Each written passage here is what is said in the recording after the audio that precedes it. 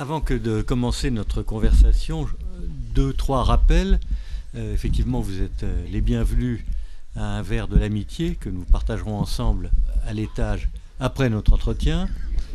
D'autre part, la plupart des œuvres de Colline, sinon la totalité, publiées chez Actes Sud, est à votre disposition, y compris les DVD de ses films. Il en est un de ces DVD. Ah oui, ça s'appelle un micro. Parce que s'il y a la moitié du public que je vois pas, c'est ça qui me... Voilà. Excusez-moi. Prego.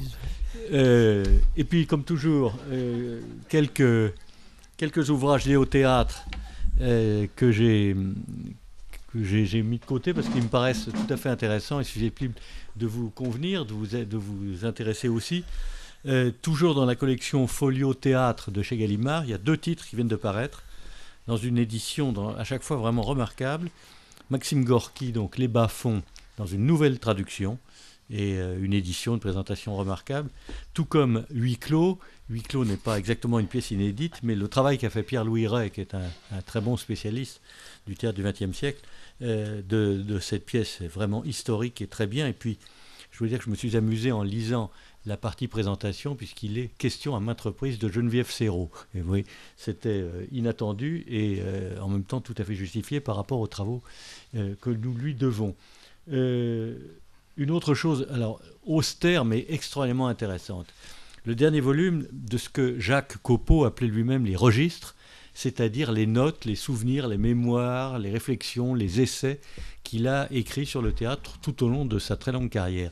Et Gallimard vient de publier le 8e volume. C'est peut-être un des plus intéressants car la période concernée, c'est les années 1929-1949. Autrement dit, les rapports de Copeau avec la fin du cartel, dont il a été évidemment très proche, ces rapports aussi avec la Comédie Française qu'il a espéré diriger au moment juste avant les années du Front Populaire. Il est question de cela, bien sûr, du Front Populaire, et puis aussi des années de l'occupation, puisque vous vous souvenez que Copeau a été pendant 1 an administrateur de la Comédie Française, à l'époque la plus sombre, celle du régime de Vichy. Ce qu'il en dit est, à vrai dire, assez intéressant et instructif. Et enfin, ce gros livre, qui je crois vient de paraître, en tout cas, ou peut-être même pas encore en librairie, qui est une espèce de mausolée édifié par Jean-Michel Ribes à sa seule gloire, et qui s'appelle... mais il faut dire que le bouquin est épatant. Ça s'appelle Issue de secours, et c'est chez Actes Sud, toujours, décidément. Non, je rigole un peu, parce qu'on connaît tous les travers de Jean-Michel Ribes, qui était ici même, d'ailleurs, il y a 2 ans, à la place qu'occupe aujourd'hui Colline. Mais c'est un livre bilan vraiment tout à fait passionnant, sur plus de 50 ans d'activité de ce type-là, dans toutes les acceptions du métier, comme metteur en scène, comme acteur, comme auteur, comme directeur de théâtre, directeur de troupe, enfin bref, tout ça, et évidemment c'est très abondant. Ce qui est assez vertigineux, c'est que je ne suis pas sûr qu'on ait tous en tête l'intégralité des travaux auxquels s'est livré Ribes au long de ces nombreuses années, et ce bouquin, qui est le fruit d'entretien avec Fabienne Pasco, est remarquablement illustré et mise en page. Et puis, il faut le dire, vous verrez, c'est assez rigolo. La place qu'occupe Roland Topor, ce génie, est considérable et ça n'est que justice. Voilà pour ce qui concerne la brève partie bibliographique de cette soirée. Et on va commencer tout de suite évidemment par Colline.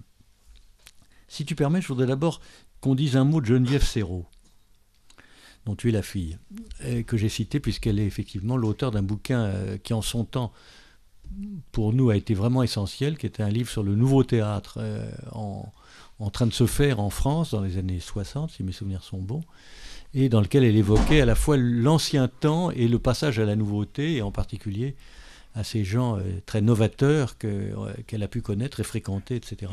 Est-ce que tu nous dis... Il est question d'elle beaucoup, bien sûr, dans cet ouvrage, hein. Hashtag Colline Serrault. Il est question d'elle de manière, je dirais, à la fois très émouvante, assez rude, hein, on peut dire ça aussi, je crois, et en même temps, entre elle et ton père Jean-Marie Serrault, tu étais au cœur vraiment du théâtre. Et puis toi, tu t'es affranchi du seul théâtre. tu es sorti du seul théâtre pour toucher à tous les arts de la représentation. Je me demandais ce que tu n'avais pas fait d'ailleurs dans ce métier. Et j'ai pas la réponse. Qu'est-ce que tu dirais de ça, cette multiplicité de curiosités et de travaux? Ce que j'ai pas fait, Oui. ben j'ai pas peint. Enfin, je peins, mais j'ai pas montré. Pourtant, il est question là Oui. d'œuvres graphiques, disons. Oui. C'est pas tout à fait de la peinture, c'est de la photographie Oui. et un mélange, etc. Mais à part ça, tout.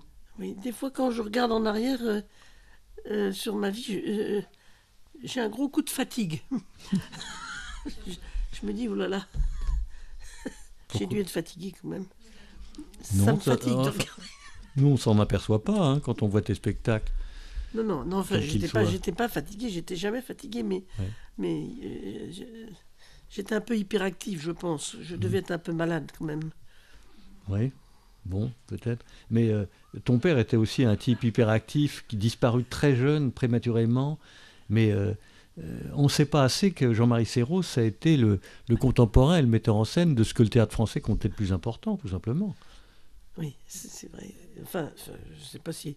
C'est pas à moi de dire que c'était important, mais c'est vrai que nous, on a vécu dans cette atmosphère-là, quoi. Oui. Dans les premiers Beckett, les premiers Ionesco, Arrabal.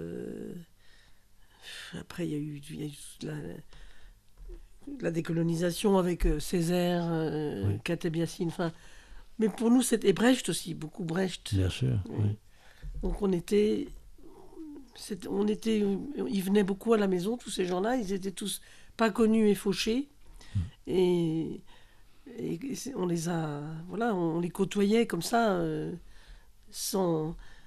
et c'était tout le temps des discussions de théâtre, tout le temps à la maison, tout le temps, des bagarres de théâtre aussi, non, mais si, mais c'est pas comme ça qu'il faut dire, mais si, c'est comme ça, mais enfin voilà, des disputes toujours à propos de théâtre. Donc effectivement, c'est plus tard que j'ai découvert qu'il y avait un autre monde, quoi, que ce monde-là. Oui, mais enfin, tu n'en es pas quand même complètement éloigné du monde du spectacle, on ne peut pas dire ça. Non, après je suis tombée dans la musique. J'ai été guitariste, puis pianiste, puis organiste. J'ai fait j'ai été au conservatoire de la rue de Madrid en histoire de la musique et esthétique, et en classe d'orgue avec Jean Langlais. Donc c'était vraiment, pour moi, c'était une manière de m'éloigner un peu de ce milieu familial très très théâtre, quoi. Donc j'ai fait ça presque professionnellement, et puis ensuite j'ai quand même en cachette de tout le monde passé le concours de la rue Blanche. Voilà. Oui. Et là, j'ai un ancien, on était ensemble à la rue Blanche avec Philippe Murger, et puis là j'ai été recalée au concours. Parce que je passais, il faut qu'une porte soit ouverte ou fermée, de Musset, et je parlais comme ça, je parlais droit, je parlais direct. Fermez donc cette porte, quoi. Et il fallait pas que je parle comme ça, il fallait que je dise, mais fermez donc cette porte. Donc moi je savais pas faire ça. Donc ils m'ont recalé, quoi. Meyer a dit non, elle fera jamais des jeunes premières. Comment il s'appelle il y avait Meyer et puis l'autre qui regardait sous les jupes des filles, tu sais. Manuel. Oui, Robert Manuel aussi. Robert Manuel qui disait aussi non, elle, non. Et puis, donc ils m'ont pas voulu. Mais il y a un mec c'était Jacques-Henri Duval, que j'adorais, qui était un très très bon acteur de boulevard, pas du tout dans la culture de mes parents, et qui m'a dit non, la recalez pas, moi je la prends dans ma classe, je pense qu'elle pourra peut-être être un peu comique. Ouais. Donc je suis passée entre les gouttes et je suis quand même rentrée à la rue Blanche. Ils m'ont jamais distribué dans aucune pièce. Bien. Parce que je collais pas dans aucun cadre, quoi. Voilà, j'étais comique, mais je pouvais pas faire les soubrettes, je pouvais pas faire les jeunes premières, il était hors de question, je parlais trop droit. Et c'est ça qu'on te reproche Meyer d'ailleurs, hein, Jean Meyer. oui. Je parlais droit. Ouais. Bon. Ouais. Et puis ensuite c'était mai 68. Alors mai 68, ça a été l'ébullition générale et on a occupé le centre. Et il y a eu un CA, parce que je sais pas, vous savez, il y avait des comités d'action et il y avait des présidents de CA. Et moi, je me suis présentée à rien. J'étais très timide et je bougeais pas. J'étais dans mon petit coin. Et je ne sais pas pourquoi ils m'ont élu présidente du CA à l'unanimité. Je ne me suis jamais présentée. Je ne sais pas ce qu'ils ont senti. Que peut-être j'allais endosser tous les embêtements qu'il y a eu après. Probablement que c'était ça, en fait, un piège un peu. Et d'ailleurs, effectivement, j'ai été virée en juin. Ouais. Un mandat d'1 mois. Bon, très bien. Oui, c'est ça. On a été... Donc après, j'ai fait de la figuration au Français pour gagner un peu de sous. Et c'était le père de Michel Aumont qui s'occupait de la figuration. On n'avait pas le droit, nous, en tant que figurants, on ne pouvait pas prendre les ascenseurs. C'était seulement les sociétaires qui avaient... C'est formidable. Et c'était bien. Je voudrais que tu nous dises un mot de quelqu'un dont il est question dans ce livre autobiographique. Et plus généralement d'ailleurs de cette famille Soubeyran. C'est des gens magnifiques, ça. Et j'aimerais que tu nous en dises un mot. Pas connus du grand public, mais pourtant des gens formidables. Oui, bon, je l'explique dans le bouquin, c'est une école dans laquelle j'ai été élevée, qui s'appelait l'école de Beauvallon, à Dieu-le-Fit, dans la Drôme. Et ça avait été créé dans les années 30, d'après toutes les nouvelles méthodes d'éducation qui étaient enseignées à Genève, à l'Institut Jean-Jacques Rousseau. Donc c'était des gens qui étaient extrêmement en avance déjà sur les méthodes d'éducation. Il y avait tout, Montessori, De Crowley, Rudolf Steiner, et sur les méthodes aussi de santé, c'est-à-dire ils étaient naturistes, ils étaient homéopathes, Rudolf Steiner, etc., ce qui était complètement inconnu en France. Et non seulement ils étaient des pionniers sur le plan de l'éducation, mais vraiment aussi sur la santé. Ça, c'est quelque chose qui m'a beaucoup...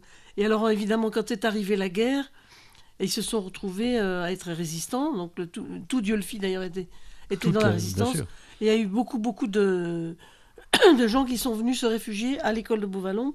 Il y a eu beaucoup de juifs, d'enfants qui ont été sauvés, là. Et des intellectuels, il y a eu Aragon, il y a eu Rocher, il y a eu... La liste est énorme, je ne l'ai pas en tête là, mais il y a vraiment... Il y avait une espèce de rassemblement de beaucoup d'intellectuels qui venaient se cacher là parce que c'était Marguerite... Donc c'était 3 femmes qui dirigeaient cette école, dont Marguerite Soubeyran, qui était quelqu'un qui n'avait peur de rien. Elle n'avait peur de rien et il n'y a pas eu vraiment de problème de répression, alors que c'est des milliers de fausses cartes qu'elles ont fait. Des milliers. Oui. Alors, ça, c'était l'usine, là, des fausses cartes d'identité à Dieu-le-Fit. Et puis, un jour, il y a eu des gosses, quand même, qui étaient un peu cachés dans des fermes, et il y a eu une rafle de la police française. Il ne faut jamais oublier que la police française tout comme a joué celle un du rôle... Veldiv de juillet 42. C'est la police française. Et voilà. Et donc, les gosses ont été pris. Je ne sais plus si c'est 3 ou 4. En tout cas, c'était des gosses dont Marguerite Soubeyran était responsable. Donc, elle est partie. Ils sont partis, elle et ma tante, Simone Monnier, en voiture, en 4 chevaux, une petite 4 chevaux, pour courir à la poursuite de ces gosses. Donc, c'est ça comment ils sont partis de Montélimar. Ensuite, ils sont allés à Valence. Et à chaque fois, les gosses étaient déjà partis. Donc, ils sont allés à Crest, Montélimar, Valence. Et ils sont finalement allés à Lyon, où là, ils ont retrouvé la trace des gosses qui étaient déjà dans les camps de presque départ. Ils ont donné des faux papiers. Les gosses, ils avaient entre 16 et 17 ans. Ils ont dit qu'ils avaient 12 ans. Et Marguerite, elle a juste tenu, je crois, la veste des flics français. Elle leur a parlé jusqu'à les harceler en leur disant « mais vous ne pouvez pas faire ça ». Et puis d'abord, je connais vos parents, parce que c'était des gendarmes de la Drôme, puisqu'ils avaient fait la rafle. Et elle leur a fait honte, elle leur a fait peur, enfin, etc. Bref, ils en avaient tellement marre de cette femme qui les harcelait qu'ils ont ouvert la porte et ils ont laissé partir les 3 petits juifs qui ont été immédiatement dispatchés en train, ou enfin avec des gens différents, dont un d'ailleurs avec mon père. Et ils ont été sauvés, quoi. Et pour ça et pour bien d'autres choses, toutes ces 3 femmes sont au Panthéon au titre des justes parmi les nations. Il est question de ces femmes dans ce livre. Juste au passage, la famille Soubeyran, qui je crois sont des protestants. Oui. Dieu le fit, c'est extraordinaire. Toute la petite ville était résistante, Entièrement. a caché des gens, les a protégés, etc. Tu viens de le rappeler. L'un des 4 frères Jacques, François Soubeyran, le grand maigre avec le juste au corps rouge, il appartenait à cette famille. Oui. Et il existe toujours des vétérans de la famille Soubeyran, dont Hélène Soubeyran, qui est une femme formidable, toujours à Dieu le fit. Et ces gens-là n'ont renoncé à rien de leurs convictions et de leur action. D'autre part, Jacques-Henri Duval, dont tu parlais, qui t'a remarqué au concours du conservatoire, comme par hasard, c'était un compagnon des frères Prévert. Eh ben oui. Oui, il joue dans L'affaire est dans le sac, enfin dans un certain nombre de films. Oui, il n'y a pas de hasard finalement. Hein. Bon. On va en venir, peut-être dans le désordre, mais ce n'est pas grave, à Lapin, qui a été écrit en 1986, mise en scène par Bruno Besson au Théâtre de la Ville. Je crois que tout le monde s'en souvient. Et cet ouvrage fait bien sûr partie de ceux qui vous sont proposés tout à l'heure, Dans cette première pièce, il y a une singularité de ton qui est foudroyante tout de suite. Raconte-nous la genèse et l'inspiration avant que je ne te demande d'en lire un extrait ou 2. Ben je crois que j'avais vu une pièce de Grimbert qui était l'atelier. Oui. Et ça m'avait beaucoup plu, ça m'avait beaucoup frappé parce que ce qui m'avait frappé dans cette pièce, c'est que ça commençait au moment où la danse... Enfin, le moment où il danse avec... elle danse, cette histoire d'amour s'arrête parce que la musique s'arrête, quoi. Donc la danse, leur histoire... J'avais trouvé ce spectacle vraiment intéressant. D'ailleurs, quand ça a été remonté à Hébertot, c'était mon fils qui jouait, le petit garçon. Et puis j'ai vu ça, puis j'ai réfléchi plusieurs... j'avais déjà écrit des scénarios, je crois. Oui, pas mal. Ah bah oui. Depuis une bonne quinzaine d'années. Et puis je me suis mis à ma table et je l'ai écrite, je pense qu'en une nuit déjà j'ai écrit à peu près la moitié. Et après, la suite est venue après, quoi. Disons que ça a été très très rapide cette pièce, très rapide. J'avais l'histoire, était dans ma tête, quoi. C'était un peu notre histoire, là, l'histoire de notre famille, quoi, de cette famille de fauchés complet où il y avait tout le temps des gens qui venaient. Chez nous, c'était des réfugiés, des auteurs, des anciens de Beauvallon, des réfugiés chiliens. Enfin, chez nous, c'était sans arrêt. Il y avait des Algériens, il y avait toutes sortes de gens. À la maison, c'était très, très agrouillet, quoi. Et puis là, j'ai eu envie de... C'était pas très conscient, peut-être, hein, mais de raconter ça, comment une famille, le père et la mère sont enfin soulagés d'avoir élevé leurs enfants, tout va bien, ils sont tranquilles. Et tout foire. Oui, mais non. Oui. Tout le monde revient. C'est un peu... Ce qui est intéressant, c'est que là, je l'ai monté en janvier à Berlin. Et à Berlin, c'est une pièce qui est incroyablement... Enfin, il y a eu 275 mises en scène de Lapin à Berlin, en Allemagne. Parce que j'ai l'impression que ça les touche historiquement, de plus près encore que nous, j'ai l'impression. Oui, puis je crois que la dramaturgie est finalement assez familière aux auteurs, au public allemand. Ça n'est pas au sens propre un acte, des scènes, etc. C'est une succession de moments.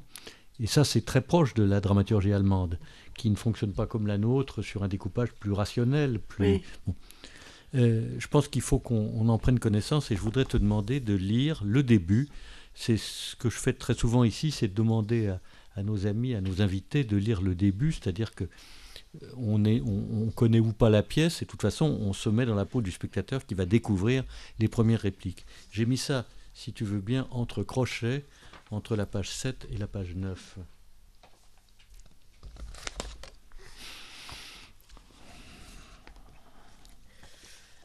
Lapin et Bébert sont seuls dans la pièce. Je dis les didascalies, quand même. Bébert, à la table, est plongé dans un livre de chimie. Lapin, debout à l'autre bout de la pièce, mime une conversation très animée avec des interlocuteurs invisibles qui seraient situés aux alentours du balcon du théâtre. Le père entre, fatigué. Papa. Bonsoir. Ça va? Bébert et lapin. Ouais. Papa. Elle n'est pas rentrée, maman? Bébert et lapin. Non. Papa. Mais qu'est-ce qu'elle fait? Bébert. Les courses, je crois. Lapin. Elle fait les courses. Papa va s'installer dans son fauteuil à l'avant-scène. Ça va, vous? Mon Dieu, qu'il fait froid. Bébert. Ouais. Silence. Lapin au père. Ça va, toi? Papa. Ouais. Silence. Ça a été au lycée, Lapin? Lapin. Ouais. Papa, ça bosse, Bébert? Ouais. Silence. Le père regarde sa montre, puis la porte d'entrée. Bébert se plonge dans son livre. Lapin rêve. Papa, pour lui. Enfin, un froid de canard aujourd'hui. Hein. Silence. Bébert toujours dans son livre. Ça, c'est bien vrai qu'il fait froid. Le père se lève et va regarder par la fenêtre. T'as rien de spécial à me raconter, Lapin? Lapin, toujours rêvant.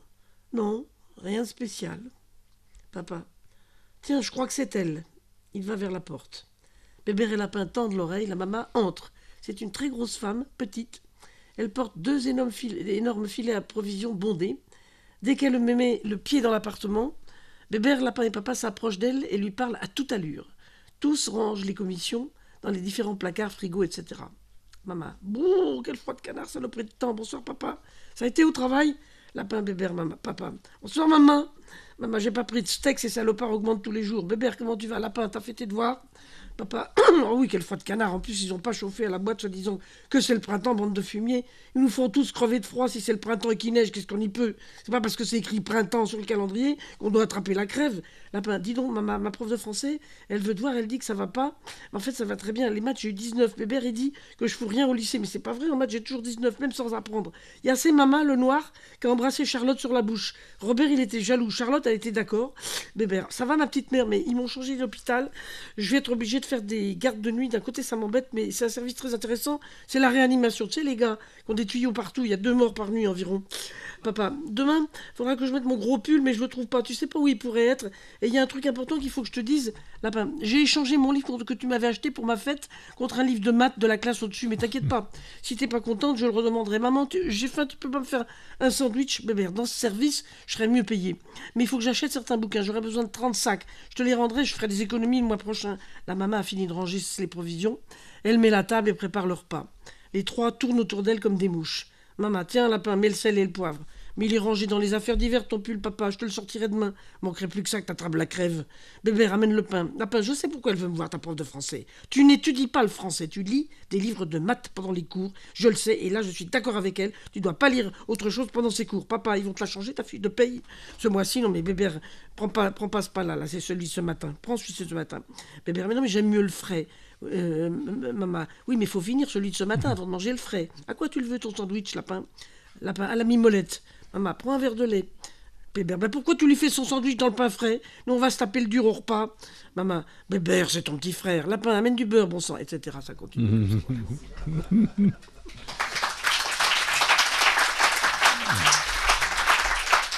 C'est l'histoire d'un clan, hein, avec beaucoup de tendresse et de temps en temps de violence. Je voudrais que tu nous lises aussi où il y a plusieurs monologues, notamment de la mère d'ailleurs, de Mama, et puis aussi de Lapin, puisque c'est lui qui porte le titre de la pièce. Et je pense que ce serait bien que tu nous lises le premier monologue de Lapin, qui se trouve à la page 16.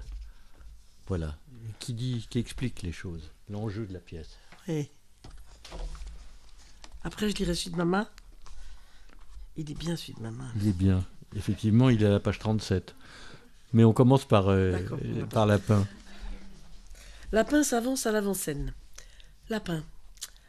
Bonsoir, mesdames, bonsoir, mesdemoiselles, bonsoir, messieurs. Je vais maintenant vous faire mon monologue. J'aime beaucoup ma mère, j'aime beaucoup mon père et aussi mes frères et sœurs. Je suis très content d'être tombé dans cette famille. Ils sont très gentils pour moi. C'est vraiment comme si j'étais un des leurs. Ils le croient même tout à fait.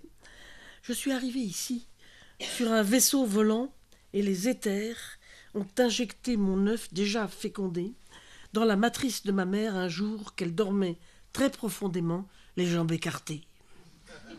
Comme un vent, un souffle invisible, je suis entré en elle et ai grandi en me nourrissant d'elle.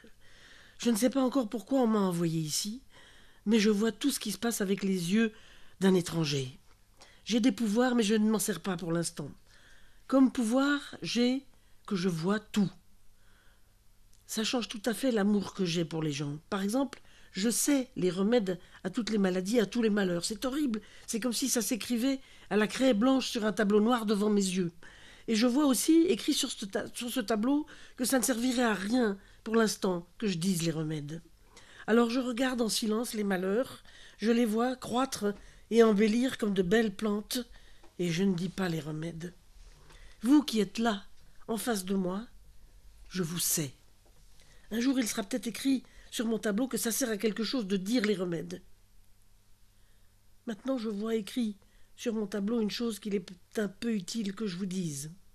Les cataclysmes qui vont s'abattre sur cette planète ne dérangeront personne. Il n'y a rien d'intéressant pour les éthers ici. Vos richesses, ils les ont déjà. Ils vous observent et n'ont pas de sentiment pour vous. La grande différence entre eux et vous, c'est que eux, ils savent qu'ils ne sont le centre de rien. Maintenant, je vois écrit sur mon tableau noir que ça ne sert plus à rien ce que je pourrais encore dire, ni même la dernière chose que j'ai dite. Bon, je vais aller me coucher, je vous embrasse.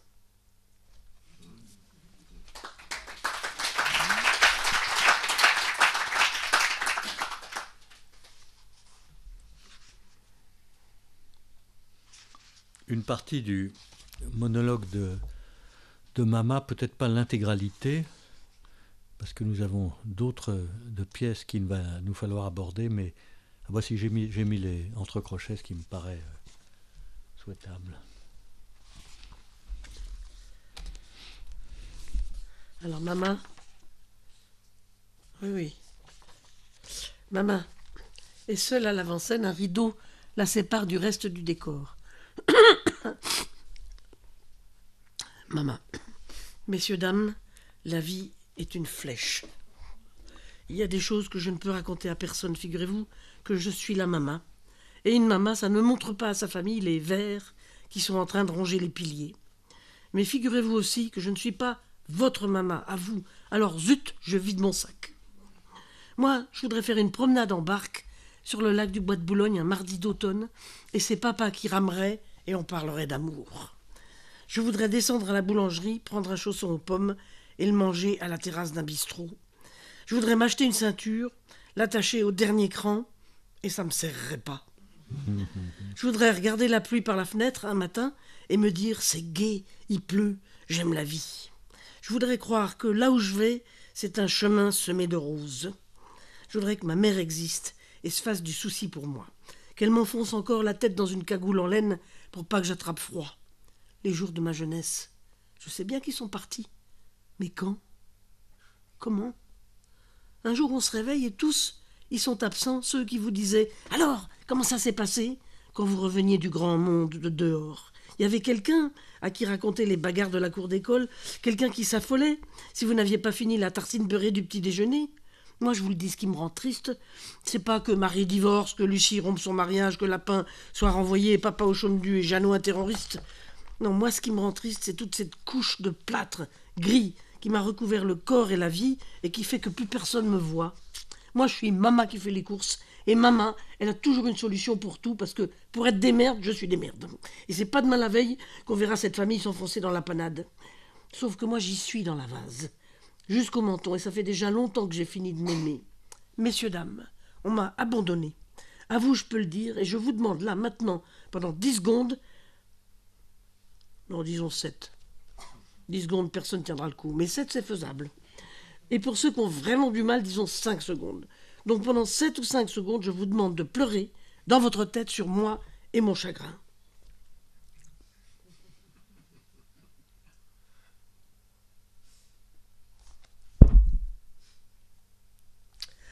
Ah, voilà, ça m'a fait du bien. Hein. Je me sens renaître, vous voyez. C'était tout ce que je voulais. Est-ce que vous avez vraiment pleuré pour moi? J'en sais rien. Mais de l'imaginer, ça m'a redonné la pêche, vous voyez. Même s'il n'y en avait que 3 sur vous tous, même si les autres ne pensaient à rien. Et même, je vais vous dire, même si tout le monde, en fait, n'a pleuré que sur lui-même, eh bien, au moins, pendant 7 secondes, on aura tous ensemble pleuré sur nous-mêmes.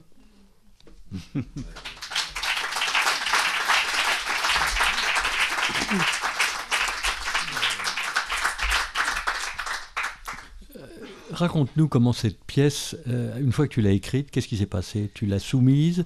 Comment ça s'est passé avec le Théâtre de la Ville Je l'ai fait lire à Benoît, Oui. qui était toujours très long à lire les pièces, ça m'a prodigieusement agacé. Et puis après, il y a eu une offre du Théâtre de la Ville de monter des pièces que Benoît met en scène, et il a pris cette pièce, donc finalement j'étais moins agacée. Mais je voulais pas la signer, voilà, c'est ce qui s'est passé. Je voulais pas la signer parce que j'étais déjà connue comme cinéaste, et je voulais qu'on juge la pièce pas en fonction de ce que j'avais déjà fait, mais plutôt pour moi toute seule. Donc elle s'est appelée, l'auteur c'était Élie Bourquin.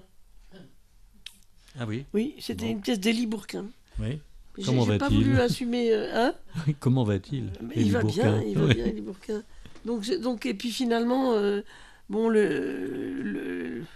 la blague est tombée, quoi. Enfin, c'est-à-dire, j'ai été démasqué, voilà. Oui, parce que tu sortais de 3 hommes et un couffin à ce moment-là. C'était pendant, c'était en même temps. Oui, c'est vrai, c'était en même temps. Bon, oui, ça biaise les choses quand même, hein, parce que vu le triomphe qu'a été ce film, ça a joué d'ailleurs dans la volonté du Théâtre de la Ville d'héberger Lapin Lapin, pas du tout. Non. Non, parce qu'ils ne savaient pas que c'était moi. Oui, c'est vrai que c'était Élie Bourquin, oui. Oui, on n'en sort pas. Bon, très bien. Deuxième pièce, l'année d'après d'ailleurs, en 1987, le Théâtre de Verdure, qui, sauf erreur, a été créé à Genève, à la Comédie de Genève. Oui. Mise en scène par toi? Non, par Benoît aussi. Oui. On indique bien que c'est toi la mise en scène. Bon, bref, petite erreur. Ça, c'est sans importance. C'est une pièce extrêmement troublante. Je voudrais que tu nous en lises là encore, si tu veux bien, le début. Si tu en as marre de lire, je veux bien me substituer à toi une fois ou deux. Mais c'est pas mal quand c'est l'auteur. Il y a 3 personnages, elle, lui et Musidoquin. Oui. C'était Samy Frey qui jouait Musidoquin et Gilles Privat qui jouait lui. Oui. Et Sonia Videra-Terton qui faisait le violoncelle. C'était un très beau spectacle qu'on a joué que 2 mois, je crois. Puis ça n'a plus jamais été joué après. C'est très, très fou. C'est pas très... C'est impossible à résumer, d'ailleurs. Non, mais les gens, ils étaient... ils ont adoré le truc, mais... mais à lire, c'est trop fou. Je pense. Hein. Le théâtre représente une sorte de grotte de verdure, du lierre, de la mousse, des plantes grimpantes, d'autres tombantes, tapissent entièrement l'espace scénique.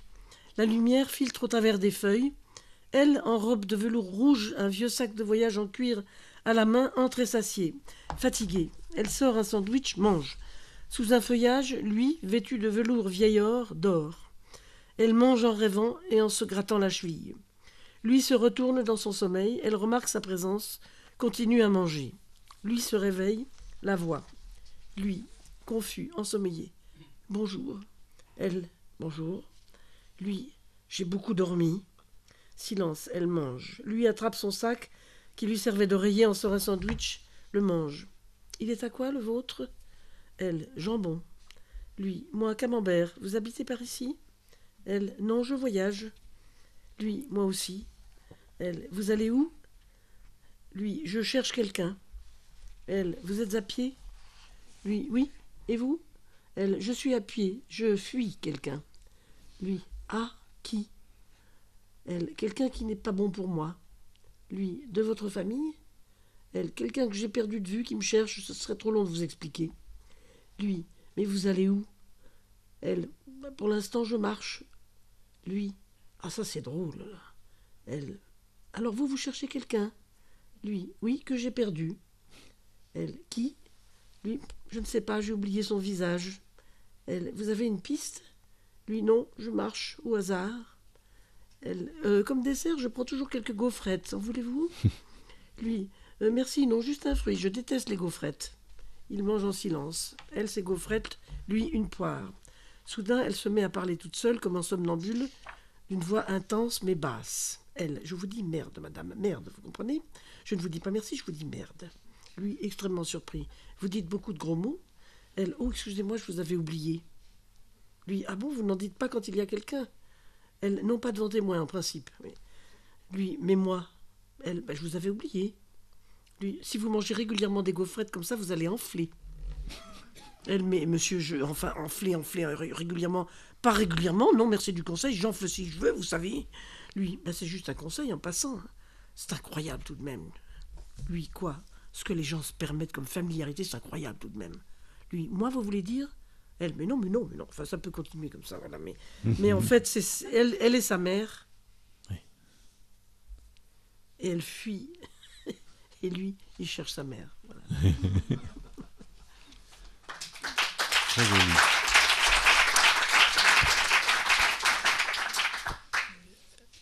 Alors, pour mémoire, on va passer maintenant à Qui sait tout et Gros Bêta, qui était un de tes gros succès, un très grand succès, où que ça a été joué. Mais je voudrais quand même rappeler que cette pièce date de 1994 et qu'à cette date-là, Colline a déjà réalisé au cinéma. Elle a écrit le scénario du film de Bertuccelli, On s'est trompé d'histoire d'amour. Très joli film, mais c'était 20 ans avant, pratiquement, 1974. Et puis tu es devenu metteuse en scène de cinéma avec Mais qu'est-ce qu'elles veulent en 1975, qui est un film qui a beau avoir 40 ans et qui résonne aujourd'hui exactement comme à sa sortie. Je me souviens très bien, moi, de la sortie de ce film qui avait beaucoup frappé, puisque c'était un film à la fois ironique et manifeste à l'endroit des femmes, destiné justement qui portait en fait sur la condition féminine. Mais qu'est-ce qu'elles veulent? Ce qu'elles veulent, ces bonnes femmes qui emmerdent tout le monde. C'était ça ce que ça voulait dire, et tel était l'enjeu. Pourquoi pas en 77? Qu'est-ce qu'on attend pour être heureux en 82? 3 hommes et un couffin. On va y revenir, puisque peut-être qu'on va parler de l'adaptation qu'il y en a faite pour le théâtre, en 1985. Un film épatant qui s'appelait Romuald et Juliette, en 1989.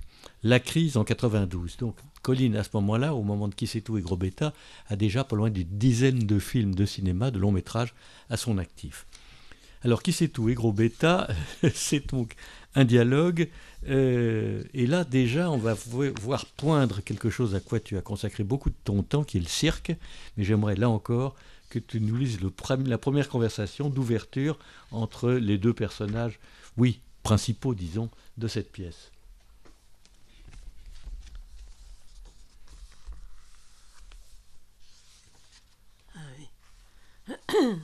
Page 12. Oui. Qui sait tout? Alors, Gros Bêta, encore à la traîne, encore en retard, toujours en retard. Gros Bêta entre en boitillant, il essaye d'attraper ses bretelles. Il a un problème de diction, hein, Gros Bêta. Hein. Excusez-moi, mais excusez-moi, je n'arrive pas à attraper mes bretelles. Qui sait tout? Et pourquoi te faut-il des bretelles, Gros Bêta? Gros Bêta s'arrête, interdit. Pour attacher mon pantalon. Qui sait tout? Ah oui, pour attacher ton pantalon. Et pourquoi ton pantalon est-il détaché, Gros Bêta? Gros Bêta, pourquoi? Qui sait tout? Oui, pourquoi? Gros Bêta, je sais pas. Qui sait tout? Tu sais pas? Gros Bêta honteux fait non de la tête. Et moi, je sais? Gros Bêta, oui, vous, oui. Qui sait tout? Je sais pourquoi ton pantalon est détaché, moi. Gros Bêta, oui. Vous savez que mon pantalon est détaché parce que je suis allé au cabinet, c'est pour ça. Qui sait tout? Mais es-tu bête, Gros Bêta? Bête. Gros Bêta commence à danser sur le son bête qui devient babidi boudou, babidi boudou. Bon, ça suffit. On arrête la danse. Dit Qui sait tout? Gros Bêta, oui, d'accord, on arrête. Vous avez faim, monsieur Qui sait tout? Qui sait tout? Horriblement. Gros Bêta, alors on mange? Qui sait tout? Comment ça, on mange? C'est moi qui ai faim. Gros Bêta, oh, que je suis bête. Ouais. Mais bien sûr, c'est vous qui avez faim, donc c'est moi qui mange. Qui sait tout? Veux-tu une claque? Gros Bêta à genoux. Ah non, je vous en supplie, pas de claque, pas maintenant. Tout, mais pas ça. Voulez-vous du riz au chou? Qui sait tout? Du riz au chou. Gros Bêta, c'est bon, ça c'est très bon, très bon le riz au chou. Et en plus, il y en a. Qui sait tout? Fais-moi goûter. Gros Bêta danse, mais tu mets une nappe sur une table, une assiette, une fourchette, tu sors une casserole et sers du riz au chou sur l'assiette. À table, c'est prêt, prêti, prêti, prêta. C'est prêt, prêt, prêt, babadibdou, le chou au roux, le roux au chou, le riz au chou et le chou au riz. Est prêt pour monsieur qui sait tout. T'as tout, ta, di, dou, da. Et qui sait tout, et dit, sous, qui sait tes coups, dou. Oh, ça suffit, merde, dit qui sait tout. Oh, il me pompe, lui. Non, mais assieds-toi, et écoute-moi tout de suite. Allez, assis, mon bêta. Gros bêta s'assied. Bien. Qui sait tout. Alors voilà, maintenant que l'homme a dominé la nature, et que les manifestations de notre intelligence éclatent dans tous les domaines, maintenant que nous avons l'avion, la voiture, le téléphone, l'ascenseur, le fax, le sous-marin, l'ordinateur, le presse-agrumes, la bombe, l'orthographe, l'audiovisuel, les hôpitaux et l'art, surtout l'art. Nous l'avons, l'art. Maintenant, il faudrait que nous devenions des créatures adultes et rationnelles. Tu m'entends, gros bêta? Oui, je l'entends. Qui sait tout. Et tu écoutes? Oui, je l'écoute. Et tu comprends? Je comprends tout, monsieur qui sait tout. Et tu es d'accord? Non, monsieur qui sait tout. Tu n'es pas d'accord? Gros bêta, je suis un petit peu d'accord, mais pas beaucoup. Qui sait? Avec quoi n'es-tu pas d'accord, grosse andouille? Ah ben, juste un tout petit peu, hein, pas beaucoup. Hein. Comme ça, c'est tout. Hein. Il montre une distance de 10 cm entre ses doigts. Qui sait tout? Imbécile, on ne peut pas être un peu pas d'accord. On est d'accord, on n'est pas d'accord, c'est tout. Gros bêta, très affirmatif. D'accord, alors je suis d'accord et je ne suis pas d'accord, c'est tout. Qui sait tout? Mais tu ne peux pas être les deux. Il faut choisir, grosse nouille. Faut choisir quoi? Qui sait tout? Tu es d'accord ou tu n'es pas d'accord? Gros bêta, avec qui? Qui sait tout pas? Avec qui? Avec quoi? De ce que j'ai dit tout à l'heure, avec quoi tu es d'accord? Gros bêta, je ne suis pas d'accord. Qui sait tout? Hurlant. Bon, mais avec quoi t'es pas d'accord dans ce que j'ai dit? Gros bêta, dans ce que vous l'avez dit? Qui sait tout? Oui, dans ce que j'ai dit. Gros bêta, quand vous l'avez dit grosse nouille, je ne suis pas d'accord. Qui sait tout? Mais oui, mais non, mais ça, pas ça, on s'en fout de ça dans ce que j'ai dit avant. Moi, je m'en fous pas de ça. Qui sait tout? Ah non, mais c'est pas vrai, non, mais qu'est-ce qui peut être bête, celui-là, au nom du ciel? Mais qu'est-ce que j'ai fait au bon Dieu pour qu'il m'ait flanqué cette aigrie dans les pattes? Gros bêta, dans ce que vous l'avez dit avant? Oui, avant. Grosse andouille non plus, je suis pas d'accord. Et comment voulez-vous mener une discussion philosophique avec ça? Gros bêta fond là. Mais j'essaye de faire bien. Qui sait tout? Mais qu'est-ce que t'essayes de faire bien? Gros bêta, mais de mener une discussion tout ça avec vous, mais truc qui sait tout. Oh, qui sait tout, mais ne pleure pas, gros bêta, c'est pas grave. Pleurant, gros bêta pleurant toujours. Le riz au sou va refroidir. Qui sait tout? Oh, que tu es gentil de penser à mon riz au chou, mon petit gros bêta. Gros bêta pleurant toujours. Ah, c'est pas pour vous, c'est pour moi.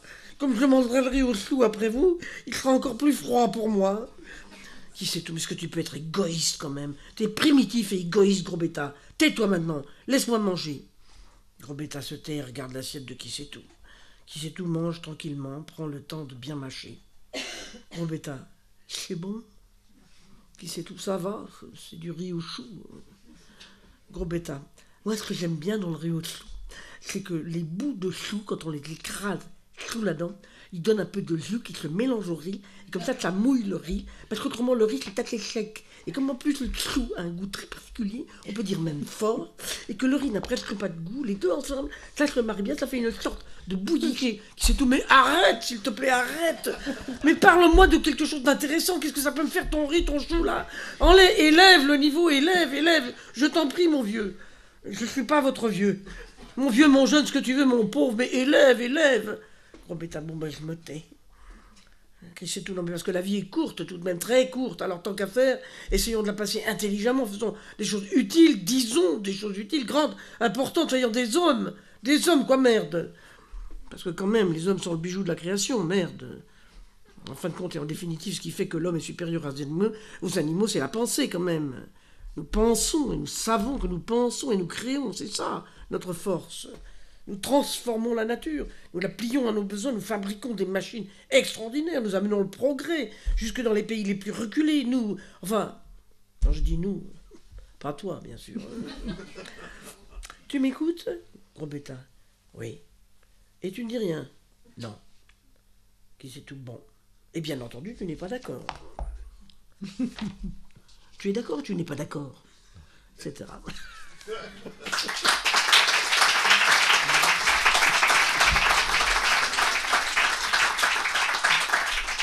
Ça doit être très amusant à jouer. Oui.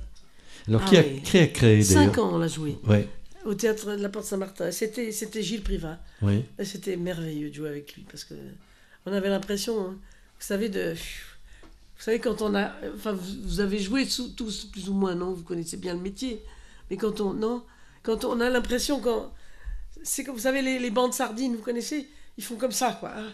Il y a des milliers de sardines qui vont ensemble et tout va ensemble. Et avec Gilles, c'était ça, on était tout le temps, ça se répondait, ça s'écoutait, c'était super. Ouais. 5 ans. On pourrait penser que ce sont deux clowns. Moi, j'ai pensé à ça tout de suite. L'un comme l'autre. L'un étant l'Auguste et l'autre la victime, si je puis dire. Oui. Non? Oui, ces deux clowns, ils n'ont pas la même conception de la vie. Il y en a un qui pense qu'il est supérieur à tout. Ouais. Ils ont un côté Vladimir et Estragon aussi, un peu. Probablement, oui. Probablement que c'était... Tout ça, c'est des gens qui sont très Influencé. familiers. Non, mais c'est vrai que c'est un côté Beckett. Hein. Oui, Plus- sauf que c'est pas noir, parce qu'il y a Non, la, c'est plus il y a la long, bien baronne qui arrive, il y a l'amour, il y a... Beckett était quand même... c'est l'après-guerre, quoi. C'est-à-dire que c'est vraiment le moment de l'histoire du XXe siècle où on se dit, mais qu'est-ce qu'il y a comme espoir, quoi. Il n'y a plus aucun espoir, quoi. On a été capable de faire ça. Donc c'est très très sombre. Et moi je pense que... Enfin, je pense qu'il y a de la vie partout quand même. Et de l'humour. Ça, Beckett n'en était pas dépourvu. Hein. Non, sans doute. Mais c'est vrai que à certains moments, c'est drôle, dans le désespoir. Oui, bien sûr. On en vient à une autre pièce qui, je dois le dire, est celle qui m'a paru la plus, comment dire, la plus dense et la plus complexe, et qui s'appelle, son titre est déjà en soi une annonce, Moi, un homme, ancien marin. Alors là encore, il faut absolument, mais c'est moi qui vais le faire, je vais lire le début, et j'aimerais que tu nous en dises davantage, parce que j'ai été très troublé. J'oserais dire que j'ai eu du mal, peut-être à comprendre l'enjeu de la pièce. Acte 1. J'oublie de dire que c'est une pièce qui date de 1996, qui a été, je crois, créée en Autriche, et puis jouée à Avignon, dans le Hof, mise en scène par Richard Doublier. Acte 1. Un homme entre rapidement et vient se poster à l'avant-scène. Il est pressé, les traits tirés par l'angoisse. Sous chaque bras, il porte des paquets encombrants, du linge roulé, des bouts de tissu de toutes les couleurs. Le décor est exclusivement constitué de tissus qui forment une grotte confortable du sol au plafond. Bosses, rondeurs, creux, vallons, plis, rideaux, dentelles, lambeaux qui pendent, patchwork, un univers touffu et presque végétal. Un entassement de couleurs à dominante chaude. L'homme est habillé d'un habit qui ne ressemble lui non plus à rien de connu et semble émerger du décor même, étant fait des mêmes matières, couleurs et formes. L'homme, il parle très vite, comme s'il ne faisait que passer. « Messieurs, dames, bonsoir, je suis extrêmement inquiet, figurez-vous. Cette nuit, j'ai vu en rêve un homme qui se levait de son lit et m'appelait de toutes ses forces. Et voilà que je n'ai pas pu comprendre un mot de ce qu'il me disait, je suis affreusement inquiet, figurez-vous. Que me voulait cet homme ? Pourquoi suis-je incapable de comprendre sa langue alors que c'est moi qui l'appelle ? J'ai apporté quelques affaires, il montre les ballots qu'il porte sous les bras, peut-être que quelqu'un, lui par exemple, en a besoin, allez savoir. Moi je ne sais pas. Messieurs, dames, je vous demande, je vous supplie, si quelqu'un sait quelque chose, de me le dire. Voyez, je suis dans une angoisse très pénible, je reviens tout de suite. Il laisse tomber ses ballots de tissu par terre et sort précipitamment. La scène reste vide quelques instants. C'est un peu la fin du monde, non ? Moi j'ai eu cette impression, que ça figurait la fin du monde. Qu'est-ce que tu dirais de cette pièce, toi ? Je sais pas, elle n'a pas beaucoup été jouée. Et c'est une espèce de... C'est très brillant, hein, il faut un acteur très, Qui a joué costaud, ça ? parce que c'était... c'est Marcus Vollenklee qui l'a joué en Autriche. Oui. Faut tenir... C'est une espèce de discours inconscient sur la naissance, sur la naissance en fait. Donc c'est sur les angoisses, c'est vraiment un monde intérieur, ça c'est rien de réaliste quoi. Il y a rien de réaliste. Ouais. On l'a vu, on l'a. Je me demande si c'est pas plutôt à lire d'ailleurs. sais Oui. À lire plutôt qu'à jouer? pas. Oui, peut-être, oui. Bah tiens, tu crois pas, c'est bien dire. Lis-nous la suite, parce que L'histoire avec... c'est un texte très poétique, hein, peut-être fait C'est effectivement peut-être en fait que de la... oui. ouais, après où tu veux, comme ça. L'histoire du directeur de théâtre, c'est bien ça, mais je sais pas où c'est.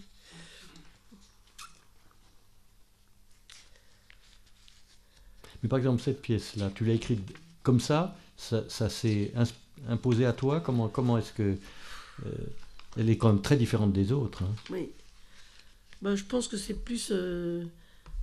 c'est un peu comme le théâtre de verdure, c'est des pièces qui sont vraiment plutôt des expressions de l'inconscient, quoi.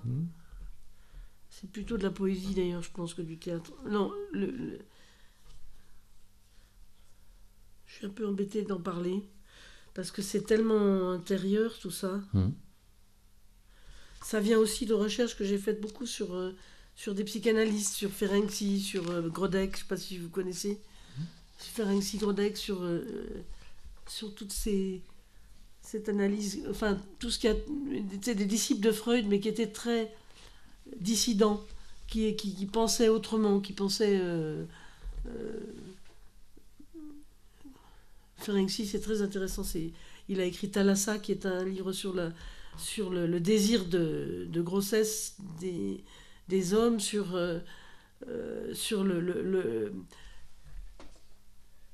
l'état originel dans l'eau. Et il dit que le déluge, c'est un mythe inversé, qu'en fait... c'est un mythe inversé, c'est-à-dire que la vraie catastrophe, c'est quand on sort du ventre et qu'on n'est plus dans l'eau, quoi. Qu'on est, la naissance étant vraiment une catastrophe, l'assèchement. Et que pour supporter cette douleur, l'humanité a inventé l'autre catastrophe qui serait une catastrophe, au contraire, de l'eau, quoi. Donc c'est des théories qui sont justes ou pas, mais qui sont très intéressantes, quoi. Voilà. Grodek a dit, à partir de 60 ans, les hommes poussent une brioche, souvent, parce que leur inconscient a compris qu'ils ne seraient pas enceintes. Donc là, à la place, ils font un petit 9 mois. Bon. Enfin voilà. Pas donc tous, on nage dans l'inconscient, quoi. Et ces pièces-là, c'est ça. Alors j'ai un petit peu de pudeur, personnellement, à la lire, mais si ça vous intéresse... C'est pas embêtant, hein. C'est pas ça. Mais... Ah, pas du tout. Non, mais ça n'a rien à voir avec ça. C'est très étrange. Oui, c'est très étrange. Et puis très différent de tes autres pièces. Oui, c'est très étrange. Ouais. C'est-à-dire que j'en avais aussi un petit peu marre de trucs réalistes. J'étais quand même issue d'une histoire du théâtre où on était dans l'absurde, hein, dans la possibilité du surréalisme, de dépasser le réalisme. Et je voyais que le théâtre s'enfonçait dans le réalisme. Et racontait toujours des histoires réalistes et j'en avais marre.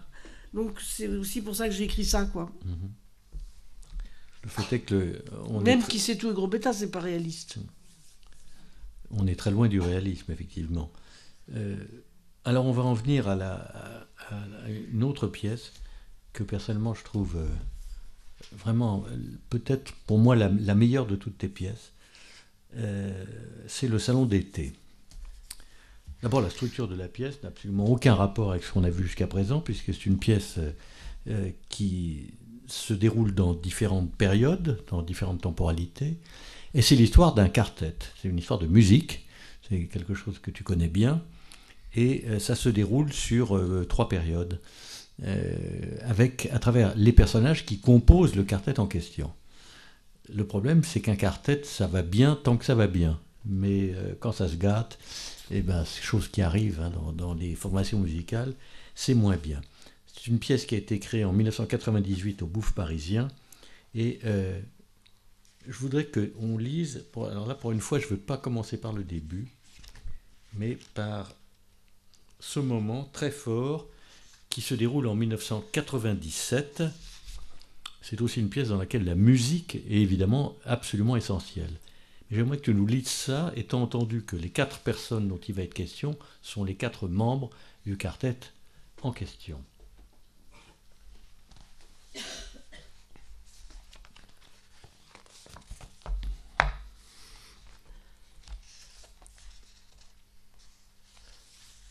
c'est la crise, autrement dit. Ah, c'est la crise. C'est le début de la... Oui, le moment où tout fout le camp. Margot, dans le salon, se bat avec des piles de partitions. Daniel entre. Daniel, bonjour Margot. Atia n'est pas là? Margot, non. Qu'est-ce que tu fais là? On répète pas à 5 heures? Daniel, si, mais je suis venu plus tôt pour te parler. Margot, ouf, tu m'as fait peur. Je vois d'ici la tête d'Atia si on avait encore changé les horaires. Daniel, justement, c'est à propos d'Atia que je voulais te parler. Margot, tu sais comme elle est sous Paulet. Daniel, Margot, j'ai un truc à te dire. Margot, pour un oui, pour un non, elle se met dans des états d'angoisse. Daniel, Margot, je quitte le quartet. Margot, alors si on change encore les... Comment? Daniel, je quitte le quartet.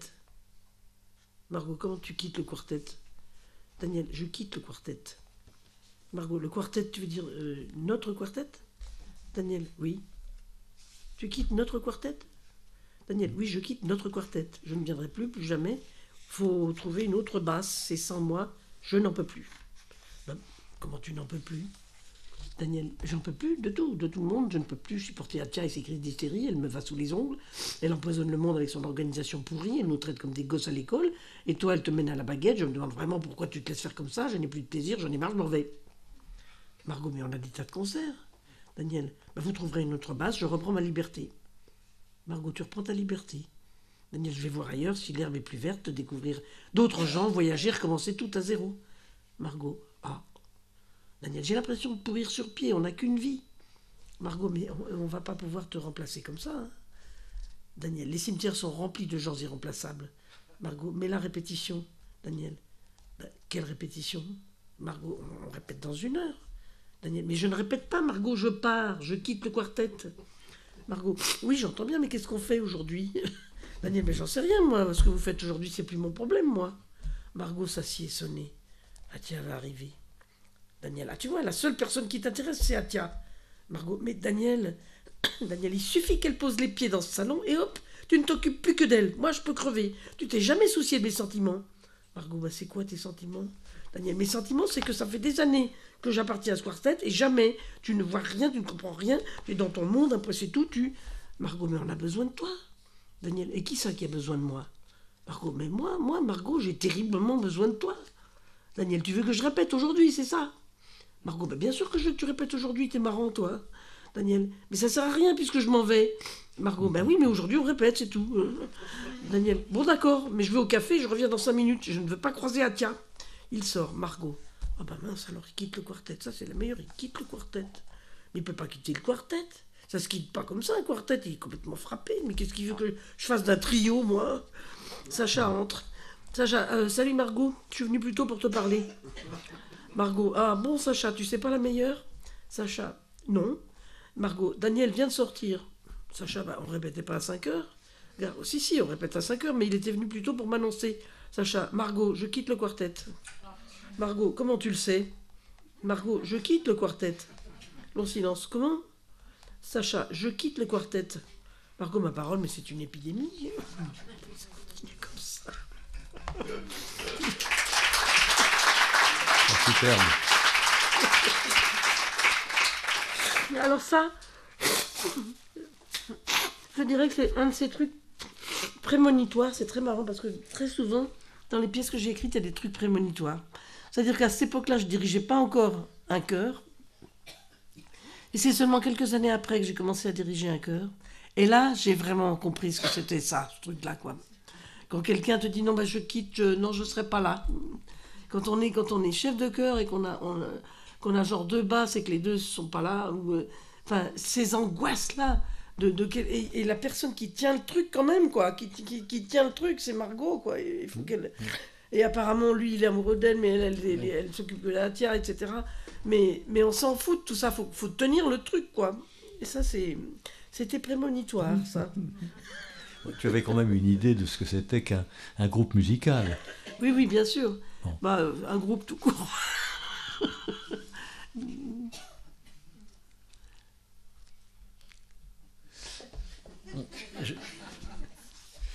En 1945, puisque j'ai dit qu'il y avait plusieurs temporalités, voici un monologue de David, donc l'un des membres du groupe musical, et voici comment ça commence. Dans le noir, le quartet chante le choral de Bach, Es ist genug. David entre, il vient à l'avant-scène, ses cheveux sont devenus blancs. Cela faisait déjà plusieurs années que mon voisin du dessous lorgnait mon appartement. Je le comprends, j'avais un 3 pièces, lui un 2 pièces et 3 enfants, il a fini par me dénoncer. Quand ils m'ont emmené, en passant devant chez lui, je l'ai aperçu, il avait entrouvert sa porte et me regardait. Sa femme et ses 3 enfants étaient blottis contre lui, 4 lapros effarés.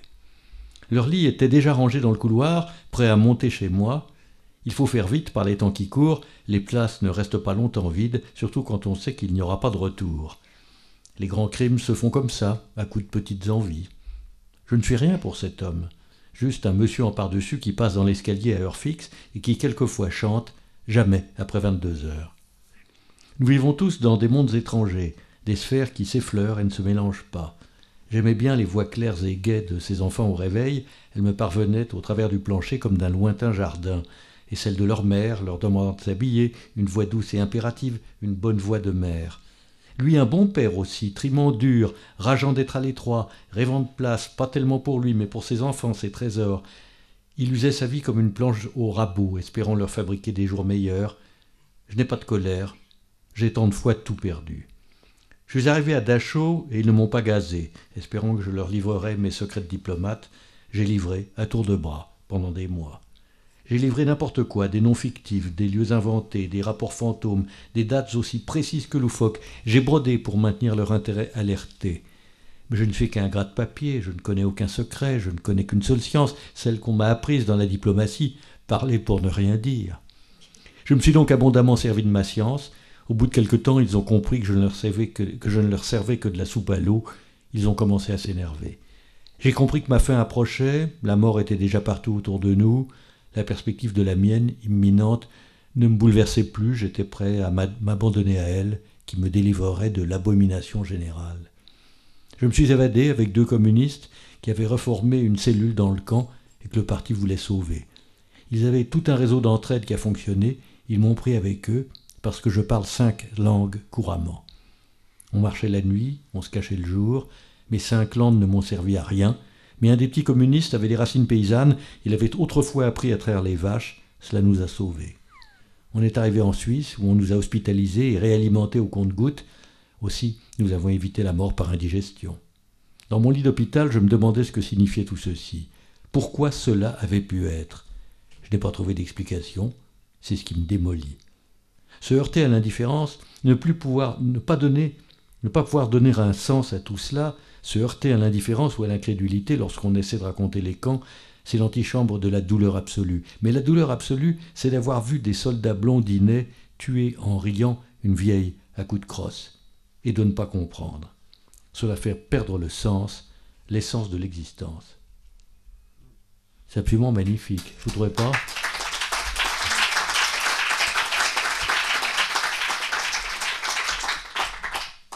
C'est une pièce magnifique qui date de 1998, donc c'est assez récent. Et toujours pour accompagner, pour évoquer le travail de Colline, on en était resté tout à l'heure à la crise en 1992. Après, il y a eu La Belle Verte, Chaos. 18 ans après, alors ça, on va y revenir dans un instant, puisqu'on a la bande-annonce. Donc c'est Les 3 hommes et un coup fin, 18 ans après, avec les 3 mêmes. Saint-Jacques-la-Mecque. Tout est permis, et le dernier, Couleur locale, en attendant le prochain. Je voudrais qu'on revienne à l'adaptation que tu as faite toi-même avec Samuel Tazinadjé de 3 hommes et un coup fin, le film qui est devenu un spectacle de théâtre. Et ça, j'aimerais bien que tu nous lises le début, qui, je dois dire, est assez jubilatoire. C'est très bien parce qu'on passe de la gravité absolue de ce que je viens de vous lire, qui est magnifique, à quelque chose qui est de la pure comédie. Lis ce que tu veux, mais on va lire le début, parce que c'est toujours agréable de réentendre 3 hommes et un coup fin.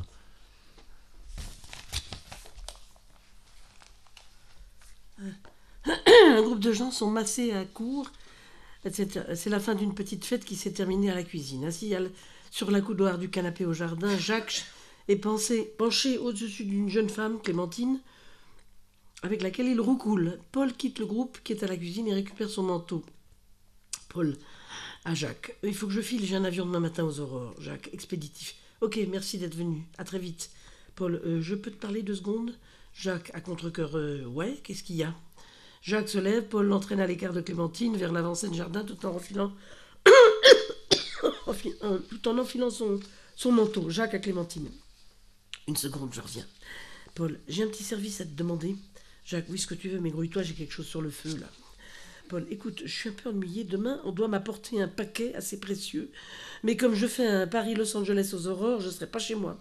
Est-ce que je peux faire déposer ce paquet ici? Jacques, bah oui, bien sûr. Et Paul, il y aura quelqu'un?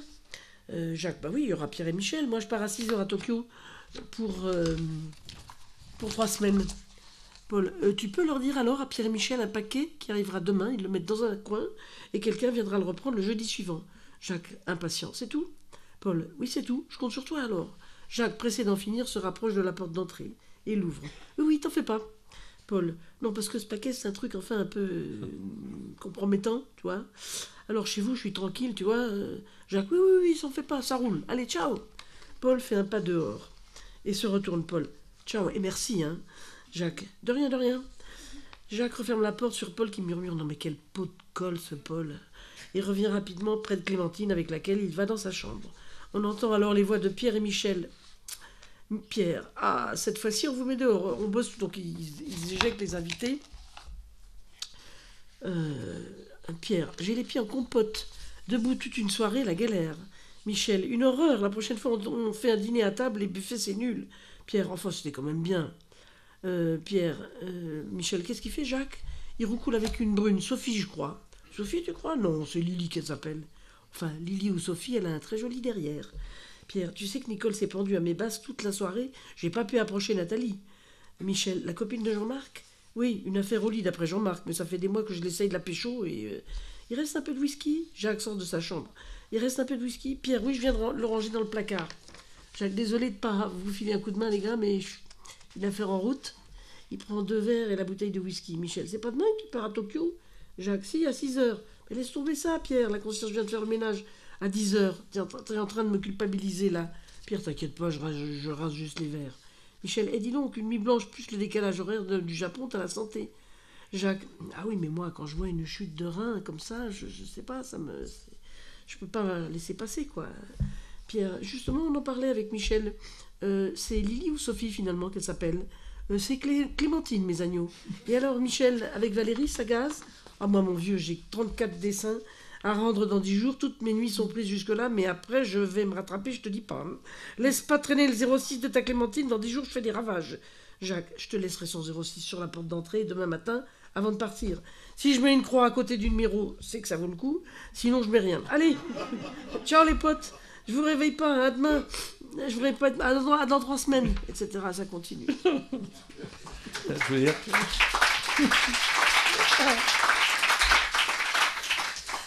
On a envie de revoir le film. Colline a publié d'autres ouvrages que je cite au passage, qui ne sont pas liés directement au théâtre, mais celui-là, c'est l'Académie Fratellini. C'est un très joli livre, non seulement par le texte, sous l'autorité ou sous en tout cas l'inspiration de Patrick Bouchain, que je crois qu'on peut considérer comme un génie, hein, on en parlait tout à l'heure. Je crois que c'est un très grand architecte, Patrick Bouchain. C'est lui qui a fait l'Académie Fratellini. Il a fait, si vous le googlisez, Patrick Bouchain, c'est... Oui, c'est magnifique. Puis le livre est très, très réussi.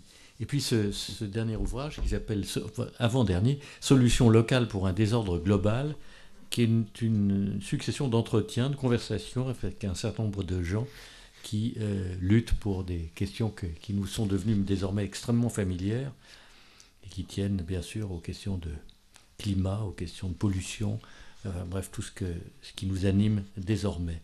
C'est un livre de texte, hein, c'est pas du tout un livre de théâtre.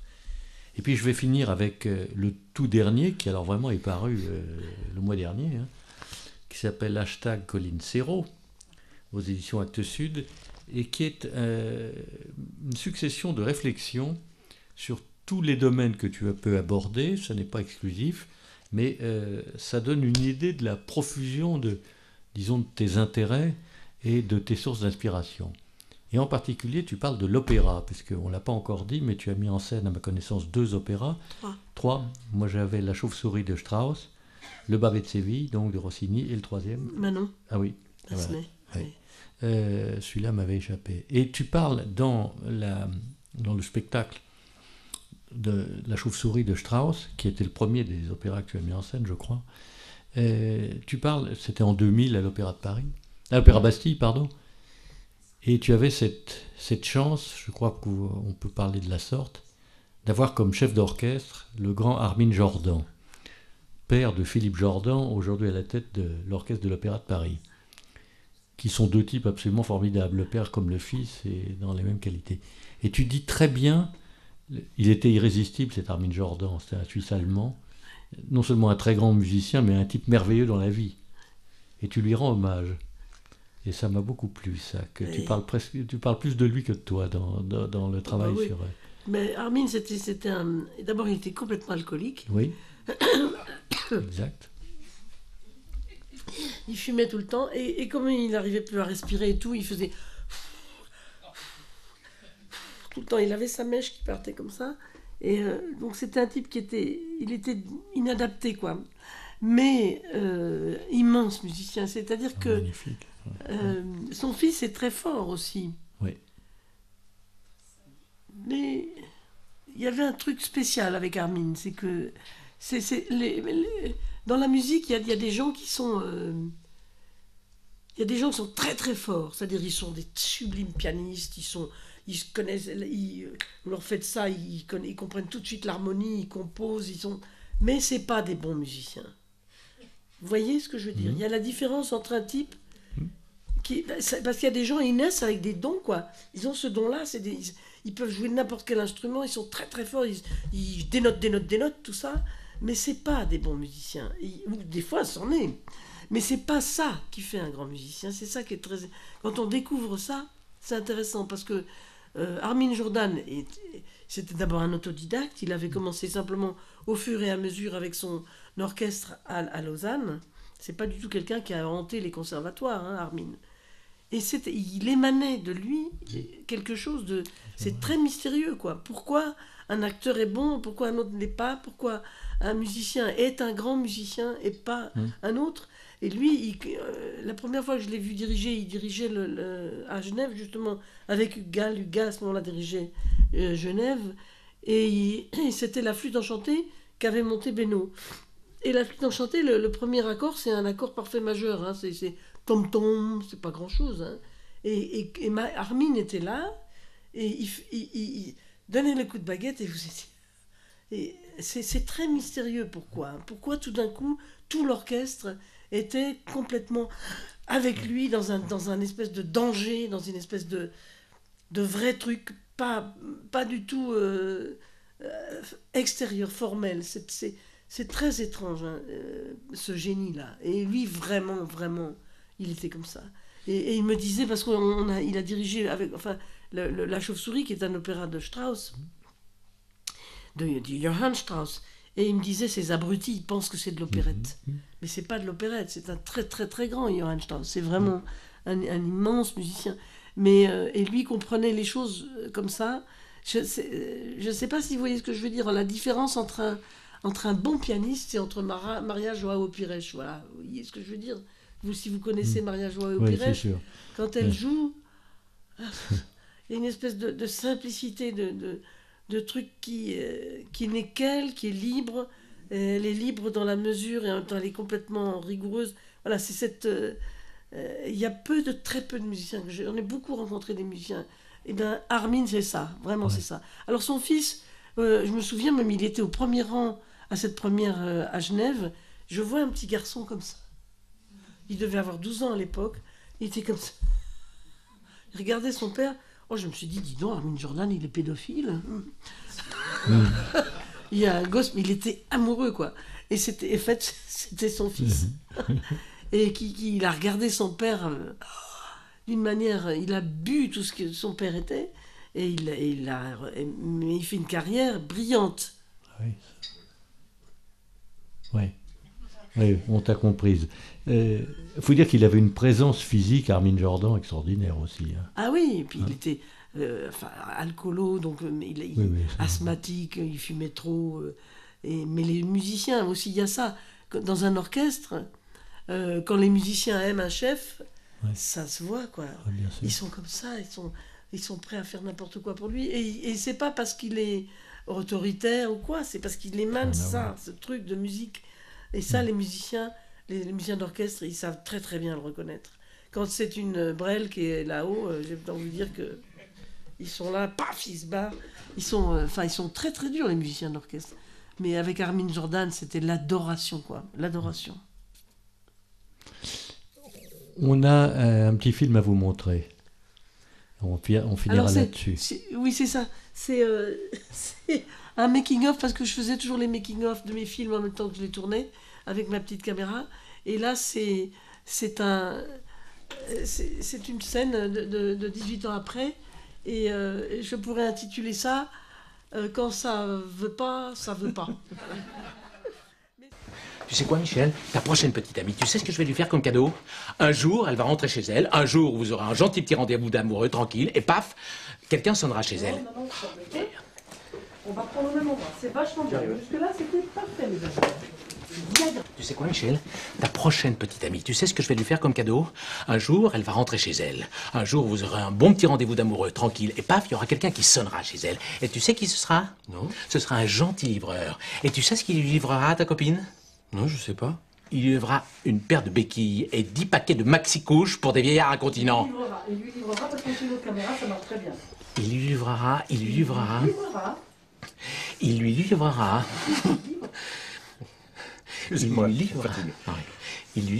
une paire de béquilles et 10 paquets de maxi-couches pour les vieillards incontinents. Une livraison à ton nom. Ce serait chouette comme cadeau, ça, non? Qu'est-ce qu'il a? Pourquoi il est agressif comme ça avec moi? Oui, pourquoi t'es agressif comme ça avec lui? Je sais pas, mais en tout cas, au lieu d'aller se couper Non, pourquoi il est avec toi? Oui, bien sûr, bien sûr. Alors, on reprend. Oui. Alors, ce sera un gentil livreur, et tu sais ce qu'il lui livrera à ta copine? Ce sera un gentil livreur. Partez. Ce sera un gentil livreur. Et tu sais ce qu'il lui livrera à ta copine? Qu'il lui livrera. Ce sera un gentil livreur. Attention, partez. Ce sera un gentil livreur. Et tu sais ce qu'il lui livrera à ta copine? Non, je sais pas. Il lui livrera une paire de béquilles et 10 paquets de maxi-couches pour les vieillards incontinents. Une livraison à ton nom. Attends, je reprends. Non, je sais. D'abord, c'est pas il lui livrera. J'y arrive pas. Ce sera un gentil livreur. Partez. Ce sera un gentil livreur. Et tu sais ce qu'il lui livrera... Putain, j'y arrive. Ce sera un gentil livreur. Et tu sais ce qu'il lui livrera à ta copine? Et tu sais ce qu'il lui livrera, j'y arriverai pas, hein. Tu sais ce qu'il lui livrera à ta copine? Ce sera un gentil livreur. Et tu sais ce qu'il lui livrera à ta copine? Non. Non, attends, je reprends. Ce sera un gentil livreur. Attends, je vais reprendre un petit peu plus haut. Un jour, tu sais quoi, Michel? Ta prochaine petite amie, tu sais ce que je vais lui faire comme cadeau? Non, je sais pas. Il lui livrera... Attends, on va prendre avant. Il y aura quelqu'un, tu sais qui ce sera? Ce sera un gentil livreur. Et tu sais qui ce sera? Michel? Tu sais quoi, Michel? Ta prochaine petite amie, tu sais ce que je vais lui faire comme cadeau? Un jour, elle va rentrer chez elle. Un jour où vous aurez un bon petit rendez-vous d'amoureux, tranquille, et paf, il y aura quelqu'un qui sonnera chez elle. Et tu sais qui ce sera? Non. Ce sera un gentil livreur. Excuse-moi. C'est nerveux. Ok. Vas-y. Ça sera un livreur. Et tu sais qui lui livrera? Non, mon cœur, c'est qui lui livrera. Oui, bien sûr que on y va. Et tu sais qui lui livrera? Bon, on recommence demain matin. Journée terminée. 35 prises plus tard, le même jour. Ouais, mais moi, ne décourage pas. On a perdu 9 kilos. Les kilos tombent bord du suite. Il faut qu'il arrive à dire qu'il lui livrera. Il fait pour ça. Comment la dépression là, et tu sais,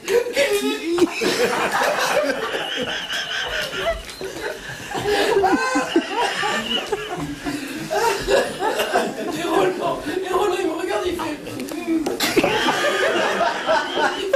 Il fait à moi. Je suis déjà à partir d'Afghanistan. Combien de temps, Roland? Il devrait dire... Oui, moi, il va lui livrer. Il va lui livrer.